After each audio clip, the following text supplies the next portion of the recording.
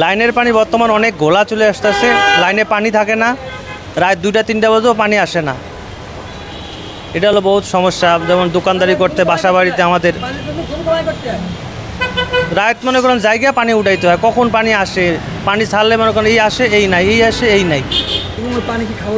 না না না না, এগুলো তো খাওয়ার উপযোগী না। আমরা পানি পাই না, তবু পানির বিল বেশি আসে, কিন্তু বাধ্যতামূলক আমাদের দিতে হয়। কি করব আমরা? কাঠের পানি আগে ভালো ছিল, এখন মনে করেন আগে দাম কম ছিল, এখন ওনারা দাম বাড়াই দিয়েছে। তো 20 পয়সা না 40 পয়সা করে এখন বাড়াইছে, সঠিক আমার জানি না, তবে বাড়াইছে। অবশ্যই গোসল করলে ওটা শরীর চুলকায়, তারপরে মনে করেন আবার অনেক বিভিন্ন চুল আটা আটা হয়ে যায়, এরকম ধরনের সমস্যা হয়। লাইনের পানির বিল এখন বাড়তি, আগের থেকে এখন বাড়তি। আগে আমরা বিল দিতাম হলো 4000, 5000, 6000, এখন দিয়ে হলো 8000, 9000, 10000 এরকম। এখন ওরা ইউনিট প্রতি দাম বাড়াইছে, সেজন্যই বাড়তি। অনেক সময় গ্যাস তো এখন অনেক জায়গায় নাই, পাওয়া যাচ্ছে না। আমরা যে ভাত রান্না করে খাবো, সিলিন্ডার ছাড়া আমাদের উপায় নাই।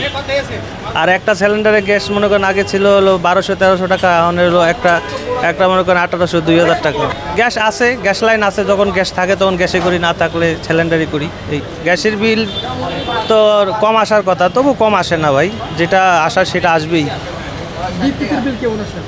বিদ্যুতেও একই অবস্থা, বিদ্যুৎ বিল তো তবু বিদ্যুৎ বিল কম নাই ভাই, বিদ্যুৎ বিলও বাড়তি। আমাদের এখানে তো মনে করেন আসার কথা সর্বোচ্চ 3000-4000 টাকা, আসে হলো মনে করেন 6000-7000 টাকা। কাঠের তো সম্ভবত মনে হয় ভালো, তবে অনেক জায়গায় শুনছি আমি যে কাঠে নাকি নাম্বার বেশি, এগুলো টিপতে অনেক সমস্যা হয়, এই জন্যে একটু মনে করেন সমস্যা। একটা নাম্বার ভুল হলে আবার মনে করেন দিতে অনেক সময় লাগে, এই জন্যে একটু সমস্যা। প্রিপেড মিটার, এমনি যে মিটারগুলো আমাদের আগের মিটার ছিল, যে ওই মিটারগুলোই ভালো।